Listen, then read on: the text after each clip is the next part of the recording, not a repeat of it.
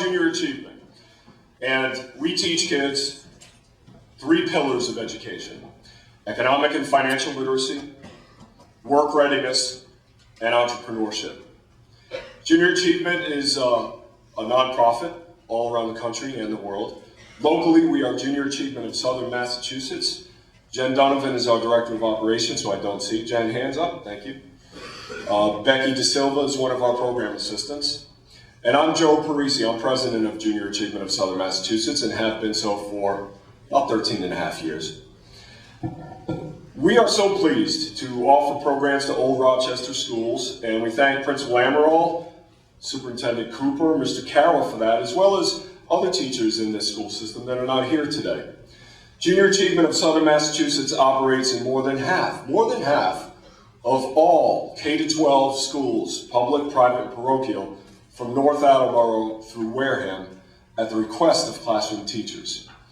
We wouldn't be able to do that without a terrific board of directors that does an awful lot of volunteering and fundraising.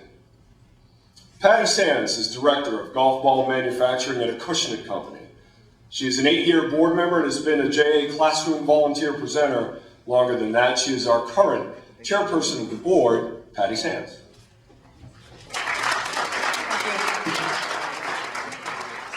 I'd like to congratulate Kim and Eric on the success that they've had here at ORR.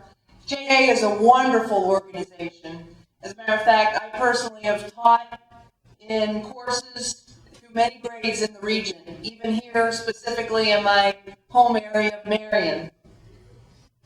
JA programs are made possible by generous donations by businesses, individuals, and foundations, and the Massachusetts Department of Education. From North Attleboro to Wareham, as Joe had said, hundreds of people bowl for JA, play golf for JA, and teach in the classrooms like Mr. Carroll's.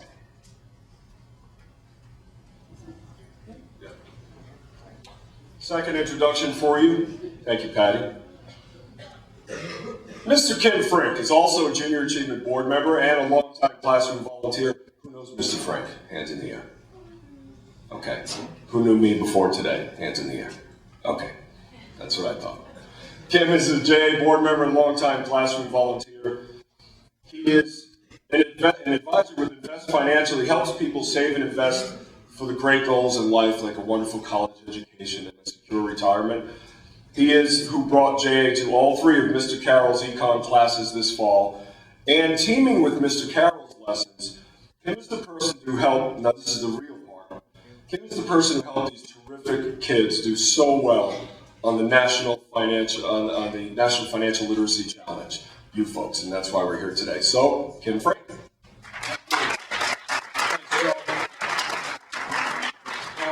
I've volunteered at Junior Achievement for lots of years. It's a pleasure. It's real. I love coming in and working with a great teacher like Eric Carroll.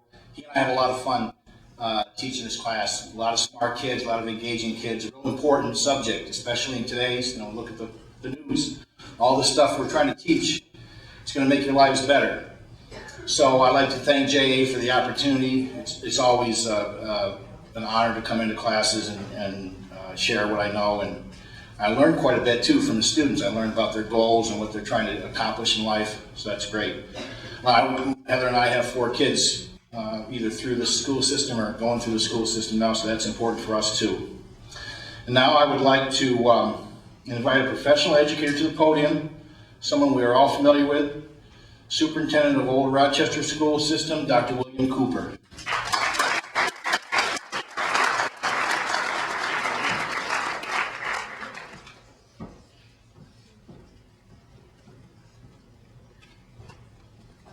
Thank you, Kim, and thank you, Junior Achievement. Junior Achievement in our schools actually begins at a fairly young age. We have elementary school programs at Sippacan and Rochester Memorial. And here, we'd like to salute the companies in the area who take job shadowing folks from the senior high. It's a terrific experience for our high school youngsters to be able to be involved in, and we hope to be able to continue that. I find this a rather ironic time to be celebrating business folks in the United States, and I certainly salute the junior achievement people for the work that they do, because I guess there's probably no more important time in America to get things straight so that the next generation of bankers and businessmen in this country get it right, because it's important for all of us, as we see. So thank you, Junior Achievement.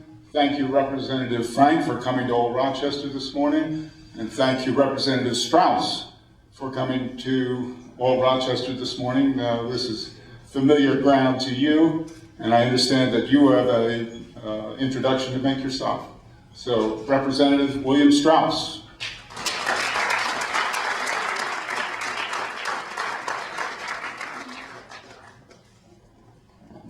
Good morning. It's a pleasure to be here.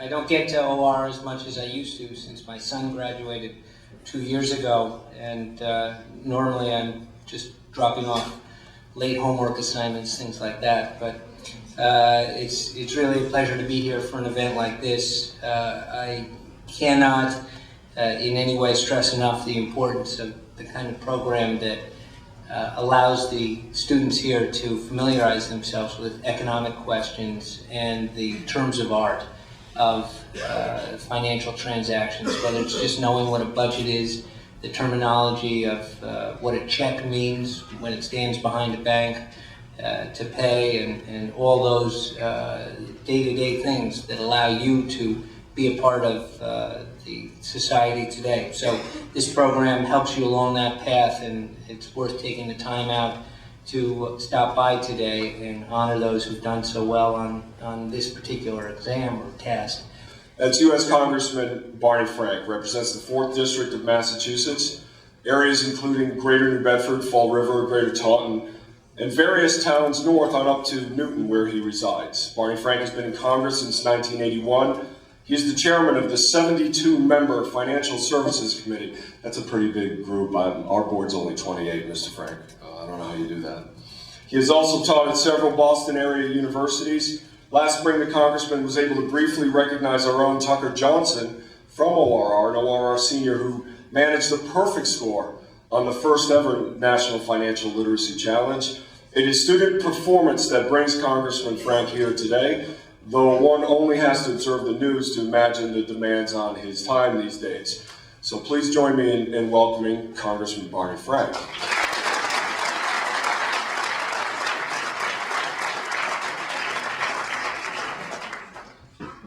Thank you. We have gotten to be more familiar with the need for financial literacy because we are in a, I'm going to push this off here, I'm going to hold it back. We are in a very serious worldwide financial crisis, and it may be hard for people fully to grasp this, but a major reason we are in this financial crisis is financial stupidity. What we have is a crisis in which millions and millions of people took out mortgages to buy homes that they couldn't afford. Now, in some cases, it was the fault of the people who sold them the mortgages, who didn't fully explain things to them, or in some cases, even lied to them. In other cases, it was their own fault. People took out mortgages which had a very nice low interest rate for the first 2 years. And then in the third year of a 30-year mortgage, the mortgage rates went way up, and people didn't pay attention to that. So it is absolutely the case. And what happened, of course, was, well, not of course, if it was so easy, we would have been able to stop it. People had all these mortgages. They stopped paying their mortgages for a variety of reasons. That started a whole downward effect because they stopped paying mortgages, so the people who had lent them the money all of a sudden lost money, and they couldn't lend any more money, and they couldn't pay their debts, and the people they owed money to couldn't pay their debts. And it is really the case that the single biggest cause of the financial crisis was a lack of financial literacy.